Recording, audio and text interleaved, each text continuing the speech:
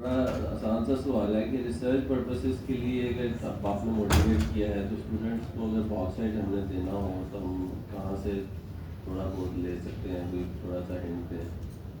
हाँ, एक तो लाहौर में ही मिलर सेंटर है पाकिस्तान PCSIR लैब्स के अंदर।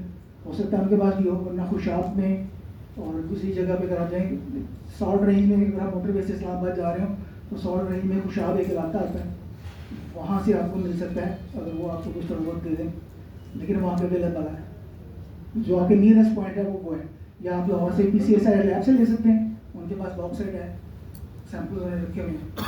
तो ये ठीक है, मतलब वहाँ पे कोई शॉप है या कोई मतलब नहीं, शॉप नहीं है। अगर आप जैसे किसी से पूछेंगे तो बताएगा ये इस पहाड़ी के ऊपर जाओ तो आपको रेडिश ब्राउन कलर का मिलेगा, आप उसको उठा के लेकर आ सकते हैं। ठीक है।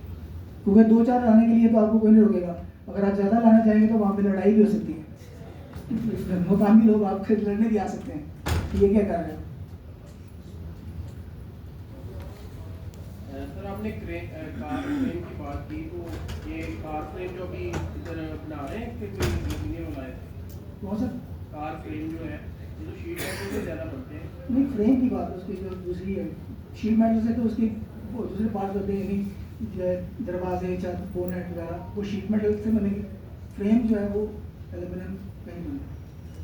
कुछ कंपनियां हैं जिन्होंने लाइट वेट व्हीकल्स बनाए हैं, वो एल्यूमिनियम अलॉय यूज़ करती हैं। जैसे मैंने बताया कि एल्यूमिनियम अलॉय को प्रॉपरली हीट ट्रीट करके हार्ड कर दिया जाए तो वो उनकी स्ट्रेंथ लो अलॉय हाई स्ट्रेंथ स्टील के साथ मिल रही होती है।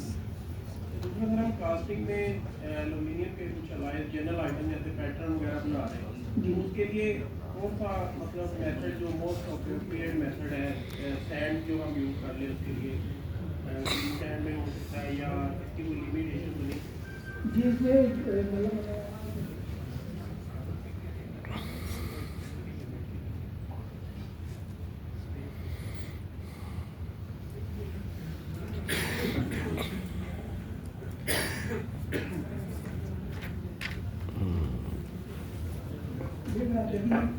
टेबल तो जो चार्ट है तो इसमें देखिए कि 2 तरह के हैं, एक सैंड मोल्ड के साथ है और मेटल मोल्ड के साथ है, और दूसरा डाई कास्ट के साथ है। सैंड मोल्ड में मैं जिसकी टाइप्स है ना, जैसे ग्रीन सैंड है, CO2 है, जी जी, रेजन कोटेड, तो ये इसमें कौन सा मेथड मोस्ट अप्रोप्रिएट मेथड है जो हम यूज करें?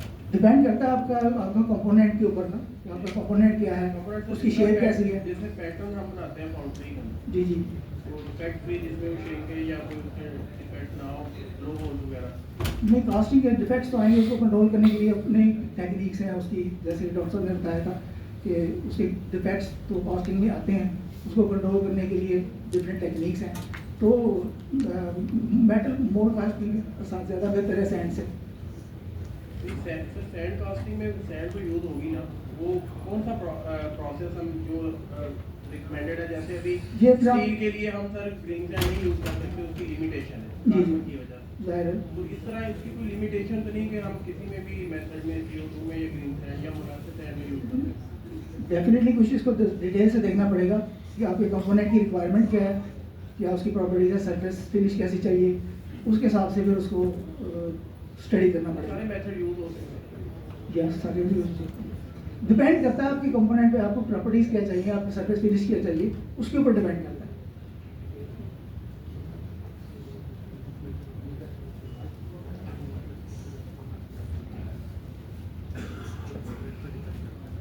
अस्सलाम वालेकुम, thank you so much, very informative lecture.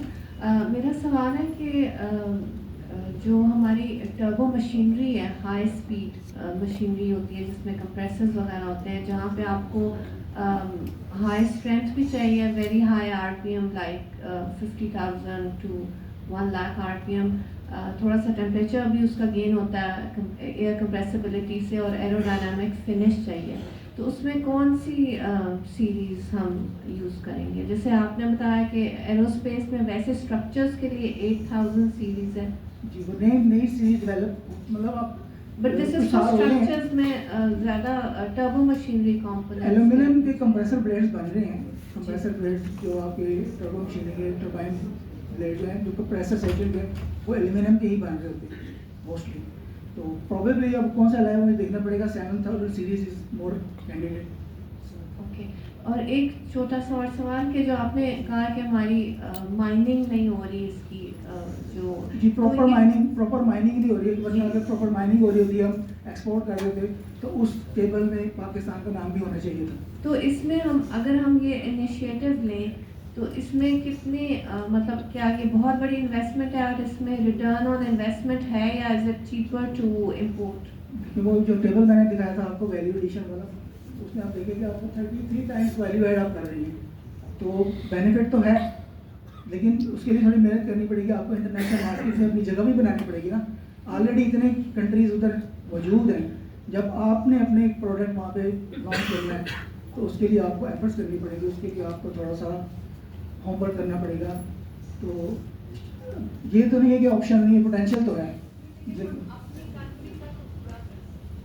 अपनी कंट्री का देखना आपने मतलब 2021 में इंपोर्ट किया 383 बिलियन US डॉलर का एल्यूमिना, तो क्या ज़रूरत थी? अगर आप अपने बॉक्साइट पे बेयर प्रोसेस से रिफाइन कर लेते तो एल्यूमिना बना सकते थे। बेयर प्रोसेस में कौन सी बड़ी रॉकेट साइंस है या कौन से बड़े इक्विपमेंट मौजूद हैं? एक प्रेशर वेसल है और दूसरा रोटरी फर्नेस है, नथिंग एल्स। लेकिन सिर्फ ये है कि वो थोड़ी एफर्ट करने की बात है, कोई बड़ी इन्वेस्टमेंट नहीं है बेयर प्रोसेस के लिए। अस्सलाम वालेकुम सर।